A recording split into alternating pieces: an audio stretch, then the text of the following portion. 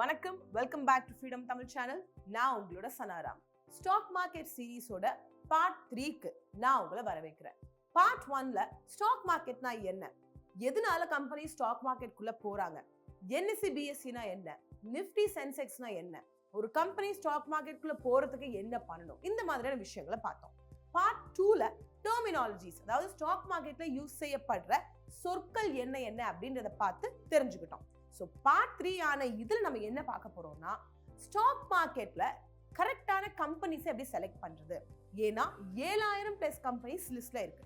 Best companies எதுன்னு எப்படி select பண்றது, எந்த ஸ்டாக்ல இன்வெஸ்ட் பண்றது, அதுக்கு ஏதாவது வேஸ் இருக்கா அப்படின்றதான் பார்க்க போறோம். நான் உங்களுக்கு அந்த மாதிரி ஒரு 5 வேஸ் வந்து சொல்ல போறேன். அது மட்டும் இல்லாம பிராக்டிக்கலா நம்ம ஒரு குட்டி ஃபண்டமெண்டல் அண்ட் டெக்னிக்கல் அனாலிசிஸ் வந்து செய்ய போறோம். அது மட்டும் இல்லாம ஒரு ஸ்டாக்ல எப்படி இன்வெஸ்ட் பண்ணணும் அப்படின்றத பிராக்டிக்கலா உங்களுக்கு நான் வந்து காமிக்க போறேன். ஸோ இந்த பார்ட்டை ஃபுல்லா பாருங்க. அண்ட் ஒருவேளை பார்ட் 1 பார்ட் 2 பார்க்கலனா கீழே டிஸ்கிரிப்ஷன்ல லிங்க் கொடுத்துருக்கேன், அதையும் வந்து பார்த்துடுங்க. அண்ட் நாம இந்த வீடியோக்குள்ள போறதுக்கு முன்னாடி நீங்க இது வரைக்கும் நம்மளோட சேனல் சப்ஸ்கிரைப் பண்ணா சப்ஸ்கிரைப் பண்றதுக்கு மறக்க வேண்டாம்.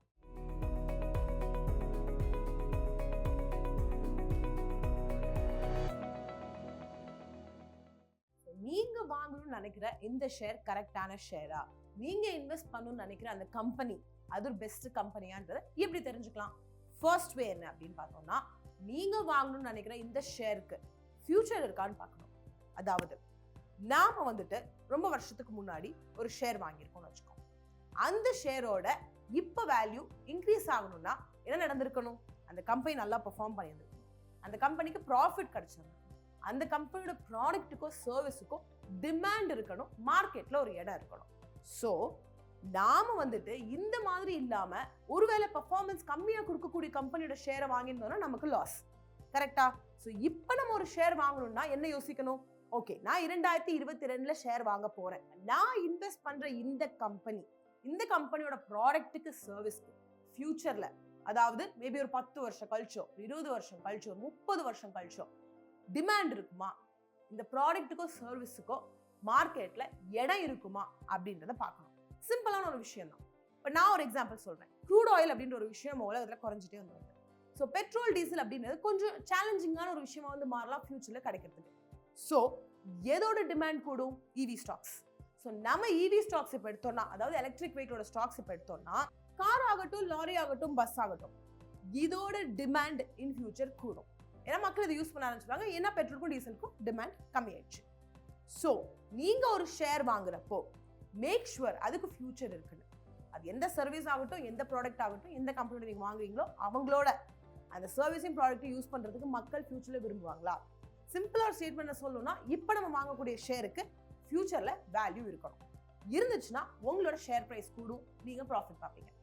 அதோட அந்த பெர்ஃபார்மன்ஸ் குறைஞ்சிடுச்சுன்னா உங்களோட ஷேர் பிரைஸ் குறைஞ்சிடும், நீங்க லாஸ் பார்ப்பீங்க. இது ஒரு விஷயம். ரெண்டாவது விஷயம் என்ன அப்படின்னு பார்த்தோம்னா, அந்த ப்ராடக்ட் அவுடேட்டட் ஆகக்கூடாது. இப்போ ரேடியோ வித்துட்டு இருந்தாங்க கொஞ்சம் வருஷத்துக்கு முன்னாடி, இப்பவே ரேடியோக்கு இல்ல டிமாண்ட்ன்றது இல்ல. இன்னும் கொஞ்சம் வருஷம் ஆச்சுன்னா சுத்தமா இருக்காது. ஏன்னா டிவி, லேப்டாப், போன் எல்லாமே வந்துருச்சு.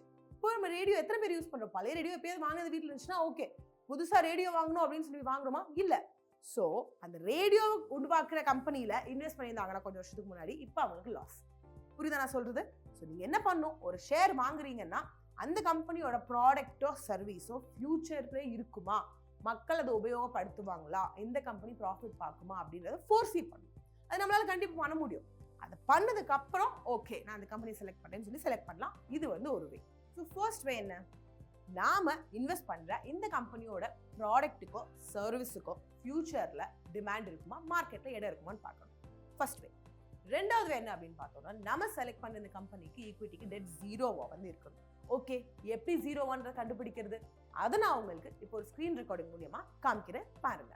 ஸோ கூகுள்ல போயிட்டு ஸ்க்ரீனர் அப்படின்னு டைப் பண்ணுங்க. .in டைப் பண்ணதுக்கு அப்புறம் நமக்கு ஒரு ஸ்க்ரீன் அப்பியர் ஆகுதா? இங்க மேல பார்த்தோம்னா ஃபீட் ஸ்க்ரீன்ஸ் இருக்கு. அந்த ஸ்க்ரீன்ஸை கிளிக் பண்ணுங்க. கிரியேட் நியூ ஸ்க்ரீன் கொடுங்க. நம்மளோட query என்ன? டெட் டு ஈக்விட்டி ஜீரோவா இருக்கணும். அதை அப்படியே டைப் பண்ணுங்க. Debt to equity is equal to 0. Run this query select பண்ணீங்கன்னா உங்களுக்கு லிஸ்ட் ஆஃப் கம்பெனிஸ் வந்து வருது. இந்த லிஸ்ட் ஆஃப் கம்பெனிஸ்ல எல்லாமே பார்த்தோம்னா டெட் டு ஈக்விட்டி வந்து ஜீரோவா இருக்கு. இங்க பாருங்க, EK energy 0, Chennai ferrous 0. Life insurance 0. கேசால்ஸ் இந்தியா 0. ஸோ நம்ம இந்த கேசால்ஸ் இந்தியாவை ஓப்பன் பண்ணி பார்க்கலாம். ஸோ இவங்களோட கரண்ட் ஷேர் ப்ரைஸ் எவ்வளோ இருக்குது, மார்க்கெட் கேப் எவ்வளோ இருக்குது அப்படின்றதெல்லாம் நமக்கு இந்த ஒரு பேஜ் மூலிமா பார்க்க முடியும். ஸோ இவங்களோட ஷேர் ப்ரைஸ் பார்த்தோம்னா 422. இவங்களோட மார்க்கெட் கேப் பார்த்தோம்னா 500 crore. டெட் டு ஈக்விட்டி எடுத்துக்கிட்டோம்னா 0. ப்ளஸ் இவங்களோட ப்ராஃபிட் லாஸ் எப்படி இருக்குன்றத பார்க்கலாம். நெட் ப்ராஃபிட் பார்த்தோம்னா 1, 8, 15 அப்படின்னு சொல்லி ஒரு growth இருந்திருக்குன்னு சொல்லலாம். ஸோ இந்த மாதிரி நாம வந்துட்டு இந்த கம்பெனிக்கு டெட் இருக்கா இல்லையா அப்படின்றத பார்க்கலாம். அது எப்படின்னு பார்த்தோம்னா திரும்ப screener.inல போயிட்டு இந்த queryல போய் டெட் டு ஈக்விட்டி போட்டு ரன் திஸ் query கொடுத்தீங்கன்னா உங்களுக்கு அந்த லிஸ்ட் ஆஃப் கம்பெனிஸ் வந்து கிடைச்சிடும். ஸோ ஃபர்ஸ்ட் வே என்ன, நாம இன்வெஸ்ட் பண்ணக்கூடிய இந்த கம்பெனியோட ப்ராடக்ட்டுக்கும் சர்வீஸ்க்கும் ஃபியூச்சர்ல வேல்யூ இருக்குமா, அது டிமாண்ட் இருக்குமா, மார்க்கெட்ல இருக்குமான்னு பார்க்கணும். ரெண்டாவது வே, நாம இன்வெஸ்ட் பண்ணணும்னு நினைக்கிற அந்த கம்பெனிக்கு டெட் டு ஈக்விட்டி 0வா இருக்கணும். அது எப்படி பார்க்கணுன்றதையும் நம்ம பார்த்தாச்சு. மூணாவது வே என்ன அப்படின்னு பார்த்தோம்னா மக்கள் ரெகுலரா யூஸ் பண்ற ப்ராடக்ட்ஸுக்கு ரிலேட்டடா இருக்கக்கூடிய கம்பெனிஸ் நம்ம இன்வெஸ்ட் பண்ணலாம். இப்போ நீங்க வந்து சண்டே ஒரு சூப்பர் மார்க்கெட் போறீங்க, அங்க போய் ஜஸ்ட் பாருங்களேன் யார் யார் என்னென்ன வாங்குறாங்கன்னு. ஒரு சிலவங்க சந்தூர் சோப் எடுக்கலாம், ஒரு சிலவங்க ஆக்ஸ் எடுக்கலாம். இதெல்லாம் வந்துட்டு ரொம்ப காமனா பீப்புள் யூஸ் பண்ணக்கூடிய நல்ல மூவ் ஆகக்கூடிய ப்ராடக்ட்ஸ். ஸோ இந்த ப்ராடக்ட்க்கு ரிலேட்டடா இருக்கக்கூடிய கம்பெனிஸ்ல நீங்க வந்து இன்வெஸ்ட் பண்ணலாம். இப்போ ஃபாஸ்ட் ட்ராக் வாட்ச் இல்லைன்னா OnePlus ஃபோன், ஸோ இதெல்லாம் வந்துட்டு நிறைய மக்கள் யூஸ் பண்ண ஆரம்பிச்சிட்டாங்க. ஸோ இவங்களோட ப்ராடக்ட்ஸுக்கு ஃபியூச்சர்ல டிமாண்ட் இருக்கும், இருக்கும். ஏன்னா மக்கள் இதை யூஸ் பண்ணிக்கிட்டே வந்து இருக்காங்க, இவங்களும் எவால்வ் ஆகிட்டே வந்து இருக்காங்க மக்களோட தேவைக்கு ஏற்ப. ஸோ இந்த மாதிரி மக்கள் காமனா யூஸ் பண்ணக்கூடிய, நிறைய மக்கள் யூஸ் பண்ணக்கூடிய அந்த காமன் ஐட்டம்ஸை கொடுக்குற கம்பெனியை நம்ம வந்து செலக்ட் பண்ணி இன்வெஸ்ட் பண்ணிக்கலாம். ஸோ இது வரைக்கும் 3 ways பார்க்கலாம். நம்பர் 1 என்ன, நம்ம இன்வெஸ்ட் பண்ற அந்த கம்பெனியோட ப்ராடக்ட்டுக்கும் சர்வீஸ்க்கும் ஃபியூச்சர்ல டிமாண்ட் இருக்குமான்னு பார்க்கலாம்.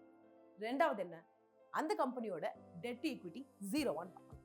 மூணாவது என்ன, மக்கள் யூஸ் பண்ற காமன் ப்ராடக்ட்ஸ் எது நிறைய யூஸ் பண்றாங்களோ அந்த ப்ராடக்டோட கம்பெனியில இன்வெஸ்ட் பண்ணிக்கலாம். நாலாவது என்னன்னு பார்த்தோம்னா க்ளோனிங் ஸ்டாக்ஸ்னு சொல்லுவோம். க்ளோனிங் ஸ்டாக்ஸ்னா என்ன, ஒருத்தவங்க இன்வெஸ்ட் பண்ணியிருக்காங்க, அதனால பணக்காரங்களும் ஆயிட்டாங்க. ஸோ அவங்க எப்படி இன்வெஸ்ட் பண்ணியிருக்காங்களோ அதை பார்த்து நம்ம வந்து இன்வெஸ்ட் பண்ணுவோம். ஸோ இந்த மாதிரி ஸ்டாக் மார்க்கெட்ல இன்வெஸ்ட் பண்ணி பணக்காரங்களா ஆன அந்த லிஸ்ட்ல மிஸ்டர் ராகேஷ் சுன்ஜுன்வாலா இருக்காரு, நம்ம எல்லாருக்கும் அது தெரியும். ஸோ அவரோட அந்த ஸ்டாக்ஸ் என்னென்ன அப்படின்றத நம்ம வந்து பார்க்கலாம். எப்படி பார்க்கணுன்றத நான் உங்களுக்கு இப்போ ஸ்க்ரீன் ரெக்கார்டிங் வரை காமிக்கிறேன் பாருங்க. ஸோ கூகுளில் போயிட்டு ratestar.in அப்படின்னு டைப் பண்ணுங்க. என்டர் கொடுத்தீங்கன்னா இந்த மாதிரி ஒரு ஸ்க்ரீன் வந்துடும். இங்கே கம்பெனி, இன்வெஸ்டர் 2 ஆப்ஷன் இருக்கு. இன்வெஸ்டர் செலக்ட் பண்ணிடுங்க. நம்ம யார் பேர் டைப் பண்ண போகிறோம், மிஸ்டர் ராகேஷ் சுன்ஜுன்வாலா வந்துருச்சு பாருங்க. என்டர் கொடுத்தீங்கன்னா உங்களுக்கு இந்த மாதிரி ஒரு ஸ்க்ரீன் வந்து வரும். இது கீழே போய் பார்த்தீங்கன்னா ஷேர் ஹோல்டிங் அப்படின்னு சொல்லி எங்கெங்க அவர் வந்து ஷேர் வாங்கியிருக்காருன்றது தெரிய வந்துடும். Agrotech Foods Limited, Fortis health care limited, Indiabulls real estate limited, எல்லா இடத்துலையும் இவர் வந்துட்டு இன்வெஸ்ட் பண்ணியிருக்காரு. ஸோ இந்த மாதிரி நாம யார் யார் எங்கெங்க இன்வெஸ்ட் பண்ணியிருக்காங்க அப்படின்றத வந்து பார்க்கலாம். டாடா மோட்டார்ஸ்ல கூட வந்து இன்வெஸ்ட் பண்ணியிருக்காரு பாருங்க. இந்த மாதிரி we can see அவங்க எங்க இன்வெஸ்ட் பண்ணியிருக்காங்கன்னு. ஸோ இப்போ நம்ம வந்து தெரிஞ்சுக்கிட்டோம் எப்படி ஒரு இன்வெஸ்டர் வந்துட்டு என்னென்ன ஸ்டாக்ஸ் இன்வெஸ்ட் பண்ணியிருக்காங்கன்னு பார்க்கணுன்றத. ஆனால் க்ளோனிங் ஸ்டாக்ஸ் அப்படின்னு சொல்றதுனால நாம அப்படியே அவங்களை காப்பி பண்ணணுன்ற அவசியம் வந்து கிடையாது. எந்த இடத்துலையுமே நாம ஒரு ஸ்டாக் மார்க்கெட் இன்வெஸ்ட்மெண்ட் அப்படின்னு வரப்பெல்லாம் ஒருத்தவங்க சொல்றதை கேட்டு பிளைண்டா செய்யக்கூடாது. ஸோ நீங்க உங்க சைட்ல இருந்து ஃபண்டமெண்டல் டெக்னிக்கல் அனாலிசிஸ் வந்து கண்டக்ட் பண்ணிக்கணும். நான் எப்படி இப்போ உங்களுக்கு சொல்லிட்டு இருக்கேன், நீங்க இந்த மாதிரியும் வந்துட்டு பெஸ்ட் கம்பெனிஸ் செலக்ட் பண்ணலாம் அப்படின்னு சொல்லி. ஸோ இது ஒரு ஆப்ஷன் உங்களுக்கு. அதே மாதிரி இந்த க்ளோனிங் ஸ்டாக்ஸ் அப்படின்றது ஒரு ஆப்ஷன் உங்களுக்கு. அவங்க இன்வெஸ்ட் பண்ணிக்கிற அந்த ஸ்டாக்ஸ் அது ஒரு ஆப்ஷன் உங்களுக்கு. உங்க சைட்ல இருந்து கம்ப்ளீட்டான ரிசர்ச் கண்டக்ட் பண்ணிட்டு உங்களுக்கு எது சூட்டபிளா இருக்கும்னு தெரிஞ்சுட்டு அதுக்கப்புறம் தான் நீங்க வந்து இன்வெஸ்ட்மெண்ட் ஸ்டார்ட் பண்ணணும். ஸோ இப்போ நம்ம 4 டைப்ஸ் பார்த்தாச்சு. 5th டைப் என்ன அப்படின்னு பார்த்தோம்னா mutual funds. So mutual funds invest பண்றப்போ அந்த ஃபண்ட் மேனேஜர் அவங்க வந்து இன்வெஸ்ட் பண்றாங்க இல்லையா, அவங்க எங்கெங்க இன்வெஸ்ட் பண்றாங்கன்னு பார்த்துட்டு அதே மாதிரி கூட நம்ம வந்து இன்வெஸ்ட் பண்ணிக்கலாம். ஸோ அதை நான் உங்களுக்கு திரும்ப ஒரு ஸ்க்ரீன் ரெக்கார்டிங் மூலியமா காமிக்கிறேன் பாருங்க. ஸோ கூகுள்ல போயிட்டு நான் இப்போ fund small cap funds type பண்ணியிருக்கேன். இங்கே நம்ம கொஞ்சம் கீழே ஸ்க்ரோல் பண்ண உடனே ஓப்பன் பண்ணி பார்த்தோம்னா இங்கே போர்ட்ஃபோலியோ அப்படின்னு ஒரு ஆப்ஷன் வந்து இருக்கு பாருங்க. இதை ஓப்பன் பண்ணிக்கோங்க. ஓப்பன் பண்ணிங்கன்னா இந்த கம்பெனி எங்கெங்க வந்து இன்வெஸ்ட் பண்ணியிருக்காங்க அப்படின்னு தெரியும். இங்கே தான் வந்து இன்வெஸ்ட் பண்ணியிருக்காங்க. ஐடிசி லிமிடெட்ல பண்ணியிருக்காங்க, அது கொஞ்சம் நல்லா பெர்ஃபார்ம் பண்ணல, லாஸில் போயிருக்கு. அம்புஜா சிமெண்ட்ஸில் பண்ணியிருக்காங்க, லாஸில் போயிருக்கு.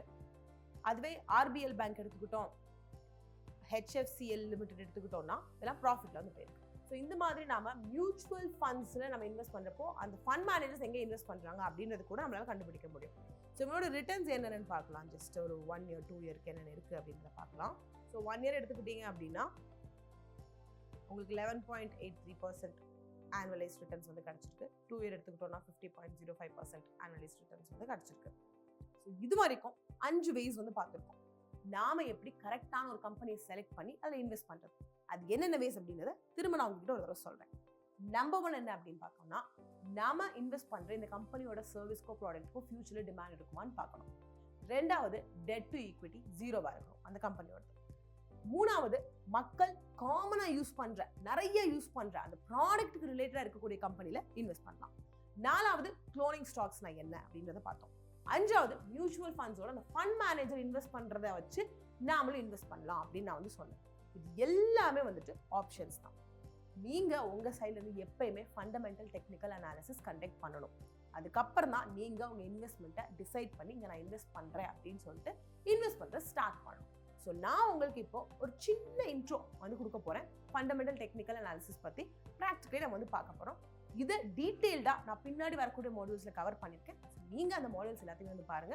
இப்போ நம்ம அந்த ஸ்கிரீன் ரெக்கார்டிங்கை வந்து பார்க்கலாம். ஸோ நாம வந்து டெக்னிக்கல் ஃபண்டமெண்டல் அனாலிசிஸ் பண்றதுக்காக நான் 2 கம்பெனி ஓப்பன் பண்ணி வச்சிருக்கேன். ஒன்னு அதானி கிரீன் எனர்ஜி லிமிடெட், இன்னொன்னு டாடா பவர் கம்பெனி லிமிடெட். ரெண்டுமே டைரக்ட் காம்படிட்டர்ஸ்னு சொல்ல முடியாது. நான் உங்களுக்கு எக்ஸாம்பிள் காமிக்கிறதுக்காக எடுத்து வச்சிருக்கேன். ஸோ ஃபர்ஸ்ட் நம்ம அதானி கிரீன் எனர்ஜி லிமிடெட்ல இருந்து இவங்களோட டீடைல்ஸ் புரிஞ்சுக்கலாம். ஸோ இவங்களோட கரண்ட் ப்ரைஸ் எவ்வளோ அப்படின்னு பார்த்தோம்னா 2019 ஒரு ஷேர் ப்ரைஸோட வேல்யூ. மார்க்கெட் கேபிட்டலைசேஷன் என்னன்றதை நான் வந்து செகண்ட் மாடியூலே வந்து சொல்லியிருக்கேன், நான் திரும்ப சொல்றேன். ஸோ மார்க்கெட் கேபிட்டலைசேஷன் அப்படின்னு சொல்றது அவுட்ஸ்டாண்டிங் ஷேர்ஸ் இந்த கம்பெனியோட எவ்வளோ இருக்கோ into current price of 1 share, அது மல்டிப்ளை பண்ணுறோம் நமக்கு கிடைக்கக்கூடியதான் மார்க்கெட் கேப். அண்ட் இதோட மார்க்கெட் கேப் எவ்வளோ அப்படின்னு பார்த்தோம்னா 3,19,816 கோடி வந்து இருக்கு. ஸோ இவங்களோட ஸ்டாக் பிஇ, அதாவது பிஇ ரேஷியோ அப்படின்னு சொல்றது, நாம வந்துட்டு ஒரு ஷேர் மேல இன்வெஸ்ட் பண்ற பைசா இது ₹1 ப்ராஃபிட் கிடைக்கிறதுக்காக. ஸோ நாம 587 இன்வெஸ்ட் பண்றோம் ஒரு ஷேர்ல, நமக்கு ₹1 ப்ராஃபிட் கிடைக்கிறதுக்காக. ஸோ இது ரொம்ப ஜாஸ்தியா இருக்கு, நமக்கு இது கம்மியா வந்து இருக்கணும். ஸோ இது அப்படியே நம்ம ஓப்பன் பண்ணி டாட்டால பார்த்தோம் அப்படின்னா இங்க ₹28.1 வந்து இருக்கு. ஸோ இங்க வந்து டாட்டா நல்லது, ஏன்னா இவங்களோட பி ரேஷியோ கம்மியா இருக்கு. நம்ம 28.1 இன்வெஸ்ட் பண்ணி ஒரு ஷேர்ல ₹1 ப்ராஃபிட் வந்து பார்க்க போறோம், which is fine. பட் அதுவே நம்ம இங்க பாக்குறப்ப எவ்வளவு இருந்தது, 587 வந்து இருக்கு, அது ரொம்ப ஜாஸ்தி. ஸோ நீங்க என்ன ஞாபகம் வச்சுக்கணும், பி ரேஷியோன்றது கம்மியா இருக்கும்ன்றதை ஞாபகம் வச்சுக்கோங்க. ஸோ இப்போ அதானிக்கு ஆல்ரெடி ஒரு நெகட்டிவ் வந்துடுச்சு. 2வது நெகட்டிவ் என்ன அப்படின்னு பார்த்தோம்னா இவங்களுக்கு டெட் இருக்கு, அதாவது கடன் இருக்கு. எவ்வளோ அப்படின்னு பார்த்தோம்னா 52 கோடி கிட்ட வந்து கடன் இருக்கு அப்படின்றத நம்ம வந்து பார்க்க முடியுதுங்க. பாத்தீங்களா, இவங்களுக்கு வந்து கடன் இருக்கு. ஸோ இது வந்து இன்னொரு நெகட்டிவ். ஸோ இவங்களோட ஃபேஸ் வேல்யூ 10. ஃபேஸ் வேல்யூனா என்ன அப்படின்றத நான் முதலே வந்து சொல்லியிருந்தேன் லாஸ்ட் இதுல. அது என்ன அப்படின்னு பார்த்தோம்னா இப்போ வந்து ஷேர் மார்க்கெட், அதாவது என்எஸ்சி பிஎஸ்சிக்குள்ள கால் எடுத்து வைக்கிறதுக்கு முன்னாடி அந்த கம்பெனி வந்துட்டு அவங்களோட ஷேர்ஸை கொடுக்குறாங்க இல்லையா, அந்த ஒரு ஷேரோட ப்ரைஸ் தான் ஃபேஸ் வேல்யூன்னு வந்து சொல்றோம். ஸோ இவங்களோட 52 வீக் ஹை என்ன அப்படின்னு பார்த்தோம்னா 3050, 52 வீக் லோ என்னன்னு பார்த்தோம்னா 1235. புக் வேல்யூ என்ன, இவங்களோட அசர்ட் மைனஸ் லயபிலிட்டிஸ், இது வந்து ஜாஸ்தி இருக்கணும், இங்க வந்து 33.7 இருக்கு. அதுவே நம்ம டாடா பவர் எடுத்துக்கிட்டோம்னா 80.4 வந்து இருக்கு. ஸோ பி ரேஷியோ கம்மியா இருக்கணும், புக் வேல்யூன்றது ஜாஸ்தியா இருக்கணும், ஏன்னா புக் வேல்யூன்றது அவங்களோட அசர்ட் மைனஸ் லயபிலிட்டிஸ். அடுத்தது ஆர்ஓஇ அப்படின்றது ரிட்டர்ன் ஆன் ஈக்விட்டி. ஸோ இது வந்துட்டு என்னன்னு பார்த்தோம்னா இந்த கம்பெனி வந்து அவங்களோட ஷேர்ஸை வந்து வெளியே கொடுத்து பைசா எடுக்கிறாங்க இல்லையா, அந்த பைசாவை அவங்க ஒழுங்கா யூஸ் பண்ணியிருந்தாங்கன்னா இது ஜாஸ்தியா இருக்கும், அந்த பைசா அவங்க ஒழுங்கா யூஸ் பண்ணலைன்னா கம்மியா இருக்கும். டாடா பவர் கம்பெனி பார்த்தீங்கன்னா 8.42 இருக்கு, ஆனா அதுவே அதானி கிரீன் பார்த்தீங்கன்னா 42.4% வந்து இருக்கு. So Adani green energy limited எடுத்துக்கிட்டோம்னா அவங்களுக்கு கடன் இருக்கு. ஸோ அவங்க கடனை ஃபுல்லா அடைக்க மாட்டாங்க, ஆனா அதுக்கான வட்டியை வந்து அடைக்கணும், கரெக்டா? அவங்களுக்கு போதுமான அளவு ப்ராஃபிட் கிடைக்குதா அப்படின்னு பார்த்தாலும் நம்ம இங்க குவார்ட்டர்ஸ்குள்ள போயிட்டு பார்த்தோம்னா இவங்களோட நெட் ப்ராஃபிட் எவ்வளோ அப்படின்றது நமக்கு வந்து தெரியும். ஸோ இவங்களோட ப்ராஃபிட் என்ன அப்படின்னு பார்த்தா மார்ச் 2022ல 121 crore, ஜூன் 2022ல 214 crore, செப்டம்பர்ல 149 crore இந்த மாதிரி வந்து கிடைச்சிருக்கு நெட் ப்ராஃபிட் இவங்களுக்கு. பட் இந்த ப்ராஃபிட்டை வச்சு இவங்களோட கடனை அந்த வட்டியை அடைக்க முடியுமான்னா கொஞ்சம் கஷ்டம் தான். இவங்க ரிசர்வ்ஸ் அப்படின்னு ஒரு விஷயத்தை நீங்க யூஸ் பண்ணாங்க. ரிசர்வ்ஸ்னா என்ன? நமக்கு ப்ராஃபிட் கிடைக்கக்கூடிய நேரத்தில் அந்த மொத்த காசையும் நாம வந்து ரீஇன்வெஸ்ட் பண்ண மாட்டோம். கொஞ்சம் காசை நம்ம எடுத்து மாற்றி வைப்போம் எமர்ஜென்சி யூஸ்க்காக. அதுதான் நம்ம ரிசர்வ்ஸ்னு வந்து சொல்றோம். ஸோ அதானி குரூப்போட அந்த ரிசர்வ்ஸ் எப்படி போயிட்டு இருக்கு அப்படின்றத இப்போ நம்ம வந்து பார்க்கலாம். நீங்க பேலன்ஸ் ஷீட் போயிட்டு பார்த்தீங்கன்னா ரிசர்வ்ஸ் பாருங்க, -71, -223, -724 அப்படின்னு சொல்லி கடைசியில் பார்த்தோம்னா செப்டம்பர் 2022ல 3751, அதாவது திரும்ப அவங்க பைசா வந்து போட்டிருக்காங்க. ஸோ இந்த மாதிரி இவங்களோட ரிசர்வ்ஸை யூஸ் பண்ணி தான் இவங்களோட அந்த இன்ட்ரெஸ்ட்டை வந்து கடன்கானதை அடிச்சிட்டு இருந்திருக்காங்க. So technical and fundamental analysis அப்படின்னு சொல்றப்போ நம்ம ரெண்டு கம்பெனி வந்து இந்த மாதிரி கம்பேர் பண்ணி பார்ப்போம். காம்படிட்டர்ஸை இப்படி பார்க்குறப்ப நமக்கு என்ன தெரியும்னா, ஓகே பி ரேஷியோ வந்து கம்மியாக இருக்கணும், இங்கே ஜாஸ்தியாக இருக்கு, புக் வேல்யூ ஜாஸ்தியாக இருக்கணும், இங்கே கம்மியாக இருக்கு, ஸோ இந்த கம்பெனி பெட்டர் அப்படின்னு சொல்லி நான் வந்து புரிஞ்சுக்கலாம். ஸோ இதோட ஒரு கம்ப்ளீட் டீட்டெயில் ஸ்டடியை நான் வந்து பின்னாடி வரக்கூடிய எபிசோட்ஸ் சொல்ல போறேன். ஸோ அதை வந்து பாருங்க. இப்போ ஜஸ்ட் ஒரு எக்ஸாம்பிள் நான் வந்து உங்களுக்கு காமிச்சிருக்கேன். இதை தொடர்ந்து இப்போ நம்ம என்ன பார்க்க போறோம்னா, எப்படி வந்துட்டு ஆக்சுவலி ஒரு ஸ்டாக்ல இன்வெஸ்ட் பண்ணணும் அப்படின்றத பார்க்க போறோம். அதை நான் உங்களுக்கு என் ஃபோன் மூலியமா வந்து காமிக்கிறேன் பாருங்க. ஸோ நான் இங்க க்ரோ உள்ள போயிட்டு ஆத்தென்டிஃபை பண்ணியாச்சு, உள்ள போயாச்சு. உள்ள போனதுக்கு அப்புறம் இப்போ நான் ஜஸ்ட் ஏதாவது ஒரு ஸ்டாக் ஓப்பன் பண்ணி அதில் வந்து உங்களுக்கு இன்வெஸ்ட் பண்ணி காமிக்க போறேன். இந்த மாதிரி உங்களுக்கு டீட்டெயில்ஸ் இருக்கும். எக்ஸ்ப்ளோர், டேஷ்போர்ட் அப்படின்னு சொல்லி இதெல்லாம் நிஃப்டி 50 இருக்கு, சென்செக்ஸ் இருக்கு. மோஸ்ட் பாட் ஆன் க்ரோ, அதாவது எந்த ஷேர்ஸை வந்து நிறைய பேர் வாங்கியிருக்காங்க அப்படின்றதெல்லாம் வந்து காமிச்சிட்டு இருக்காங்க. ஸோ நான் வந்து இப்போ பிஎன்பி எடுக்கிறேன். பிஎன்பி எடுத்ததுக்கப்புறம் பை கொடுத்துடலாம். ஒரு ஷேர் கொடுத்துட்டு பை கொடுக்குறேன். Order place successfully. அவ்வளோதான், முடிஞ்சு போச்சு. இப்போ நாம் வந்துட்டு பஞ்சாப் நேஷனல் பேங்கோட ஸ்டாக்கை வாங்கியாச்சு. ஸோ இவ்வளோ சிம்பிளான ஒரு விஷயம் தான் நீங்கள் வந்துட்டு இன்வெஸ்ட் பண்ணுறது. ஸோ ஃபண்டமெண்டல் டெக்னிக்கல் அனாலிசிஸோட நீங்கள் வந்துட்டு அந்த கம்பெனியோட மேனேஜ்மெண்ட் எப்படி இருக்குன்றதை பார்க்கணும். அந்த கம்பெனியோட விபி யாரு, சிஇஓ யாரு, மேனேஜர்ஸ் யாரு, ஏதாவது ஃப்ராட்லண்ட் ஆக்டிவிட்டீஸ் இருக்கா, ஏதாவது ஸ்கேம்ல இன்வால்வ் ஆயிருக்காங்களா, இந்த மாதிரியான விஷயங்கள் எல்லாத்தையுமே செக் பண்ணிட்டு அதுக்கப்புறம் நாம் இப்போ எப்படி இன்வெஸ்ட் பண்ணோம் அந்த மாதிரி அந்த கம்பெனியை செலக்ட் பண்ணிட்டு நீங்கள் வந்து இன்வெஸ்ட் பண்ணிக்கலாம். ரொம்ப சிம்பிளான விஷயம் தாங்க.